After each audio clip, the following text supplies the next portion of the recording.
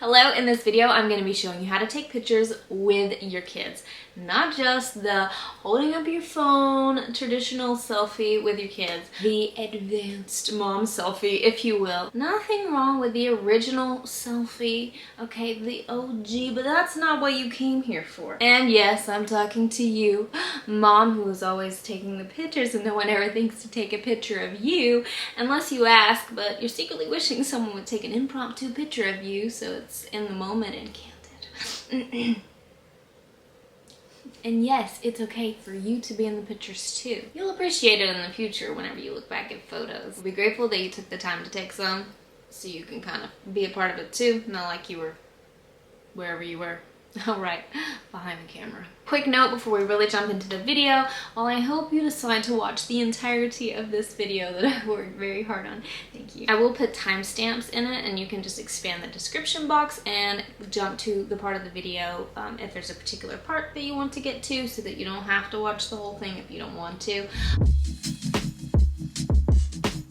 My name's Danny, and in this video I'm going to be showing you how I take pictures with my kids and my family all by myself and teaching you how to do the same thing. Now, there's two ways you can go about this. You don't need a big fancy camera to be able to take good photos, especially not nowadays with all of our phones. I've got such good cameras in them. Will investing in a big fancy camera level you up whenever you're ready to take that big step and make your photos even better? If you're willing to learn how to use the camera properly and practice, absolutely. But for now, you can just start with your phone. In this video, I'm going to show you both ways. How I take pictures with my big fancy camera, and then also how I take pictures with my phone. How I take photos with my kids with my phone without extending my arm out or using like a selfie stick or something like that is I use the self-timer, and then I prop my phone up somewhere or I put it on a tripod. I bought this fancy little attachment off of Amazon. It was really inexpensive. I think it was like $8 or something.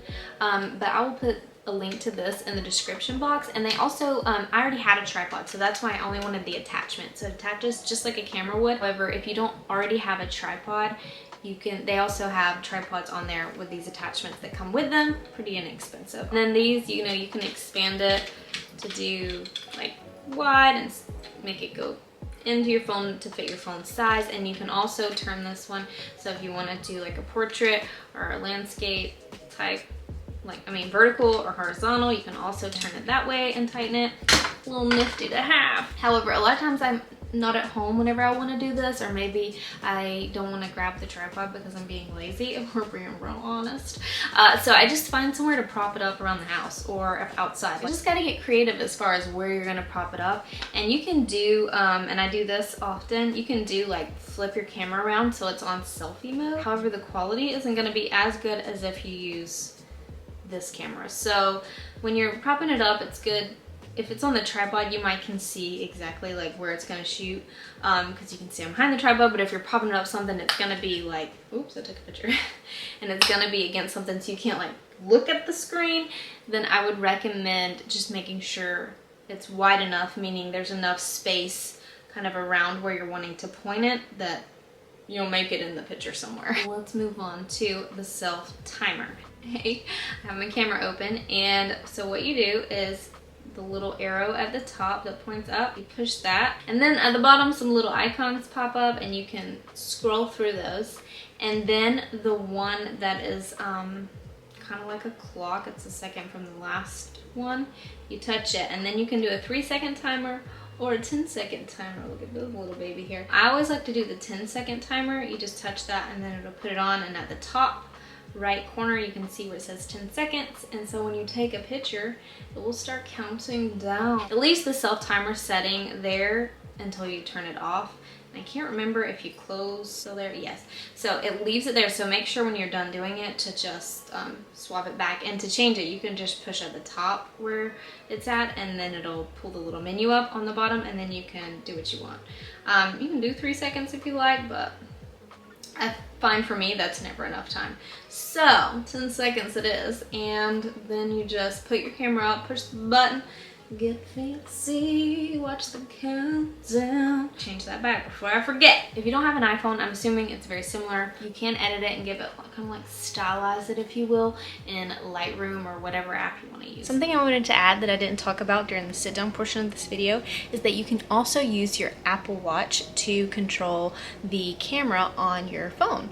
All you gotta do is access your camera from your watch, and then you can either push the regular picture button right in the middle, it's just a white circle, or you can push this 3-second timer if you'd like, and you can see your cameras, like what your camera is seeing on your watch and everything. So I'm assuming this would work with other smartwatches as well. However, I don't have experience with other smartwatches, so if you have something else, just check it out on your watch and see if you have that option. Let's talk about posing, or how you want your pictures to look.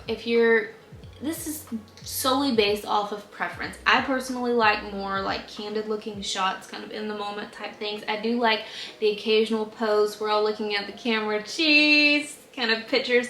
Those are really cute too and nice to have. My favorite are the more lifestyle. I just feel like they capture our family better and our personalities and all that fun jazz. If you want the like more posed cheese, then just tell your family where to sit and y'all get there and you're like, I'll look at the camera and count and just take a picture. But I highly recommend trying out prompting. So what you're gonna do is maybe you're gonna sit on the couch, for example, and you're gonna all like kind of huddle up, get most of your family there and tickle your kids, or there's lots of different ways you can do this, just different tasks you would do already. Like for example, like my son loves Hot Wheels. Okay, we're just gonna play with Hot Wheels, okay? Like, cool. So we play with Hot Wheels, and which he's gonna wanna do anyways, and then I just set the tripod up in that general area and make sure you can see it. I just set it there, and a lot of times I'll tell him to go ahead and start playing, and then I'll get everything situated. Highly recommend prompting. But I also want to stress that please keep in mind, you're not gonna get it perfect the first time, and you might not get it perfect the millionth time, and that's totally fine. You know, sometimes I may take 50 pictures and get 1 or 2 that I like, and then sometimes I may take 50 pictures, get none that I like, and then other times I take 50 pictures and I get like 20 that I like. So 20 is probably a stretch, but my point is just please don't stress over it too much. Have fun with it. I'm trying to capture like moments with your family, and so I just really personally think that it's really good just to have fun, give yourself a break. Even people who have been doing this for a long time don't get just one picture. What you see on Instagram or wherever, I mean, that wasn't a one take thing unless it was just like a miracle picture that just happened to work on one take, okay? So give yourself a little grace. You got this. You can do this. Now, I know before I mentioned you don't have to have a big fancy camera, okay? And so if you just want to do it with your phone for now, cool. However, if you're ready to take the next step on into the big fancy cameras, or maybe you're just curious for future reference, now I'm going to show you how I use my camera. So I have a Canon 6D. It's just the first one. I believe they have a Mark II now. I've had it several years. Could be Mark III now. Who knows? I can't remember. But I love my camera, and I just use the lens I use most of the time is the little nifty 50. It's pretty inexpensive lens, and it takes really amazing photos. It is a DSLR. A lot of people are switching over to mirrorless. I have not done that yet because my camera's doing good, and it's just not like in the budget for me to switch cameras right now, and I really like my camera and I'm comfortable with it, so I'm just gonna keep using it for a while. And the 6D is a full frame camera. Now the first camera that I got, which was my first like bigger, fancier camera when I was just starting into my photography journey, was a Canon T4i, and that was years ago. I actually still use that camera sometimes for when I need another camera and I'm doing some video stuff because I have a lens particular that I like to go on that camera. But anyways, I digress. That camera has been so amazing. My bonus dad also has the same camera. I mean, it's just lasted a long time. I think they're like on a T7i now, or T8i, who knows? I don't know. They're all up there. If that's what you're starting on, cool. I took some really amazing photos with that before I upgraded to, I wanted to upgrade to a full frame camera, so that's ultimately why I got a 6D and then started taking the majority of my photos with that camera. But because I know most people start out, if they're using camera that is, on like the I'm gonna say T4i, but replace whatever whatever I you have, T7i, whatever. You can replace, you know what I mean. Anyways, First, I'm going to show you on my T4i, since that's really common, how to take pictures there. In my Canon T4i, you push the button left of set, and you'll see the little, next to it, you'll see the little timer and remote icon. Then you push that, then you can go over and you can do the 10-second or remote. You can do a 2-second timer, or you can do this, which is a 10-second timer, but then it'll take however many photos you have it set to, like back to back to back. So let's say we have it set to 5, set that, it'll count down 10 seconds, then it takes 5 images. Or you can just do your basic 2-second or 10-second timer, and then go get your image. You got 10 seconds, and it will take a single photo. My main camera that I typically use for pictures is my 6D, and so now I'm going to show you how I take pictures with it. This is my Canon 6D, and to do the self-timer, I just do the cube, and then where it says single shooting, I push that, and then I go over, and you can do 10 seconds or 2 seconds. I typically pick 10 seconds, and then also if you have a little external remote, you can use that too. Just don't forget to turn this back. So now whenever I push to take a picture, it will beep, and you see it counting down right down here. It will take a picture.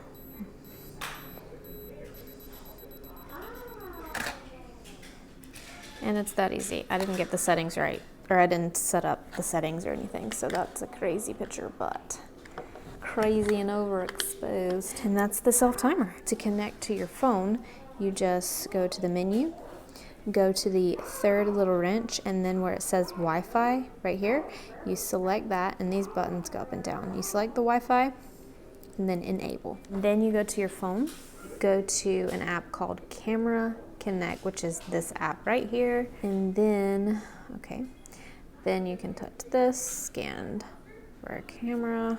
The one issue is I have a lot of problems with this app, so I prefer just using the self-timer or an intervalometer. So let me see if I connect it over here. Right here is my camera. It's connected. Okay, cancel. Oh, now finally it connected. So all you have to do is I went to my settings, connected my Wi-Fi to my phone from my camera, and my camera is named Danny so that I know that's what it is. And then I do remote live view shooting, access that, and then as you see, the picture now pops up on my phone. And at the bottom, if you want to shoot manual, you can adjust whatever you want to adjust, all of the settings and whatnot. So tap there to focus, and then to take a picture, you do that, and I still have it set on self-timer. And then it takes the picture. Now, you can also access the pictures you've taken from the bottom left, and then you can see the images.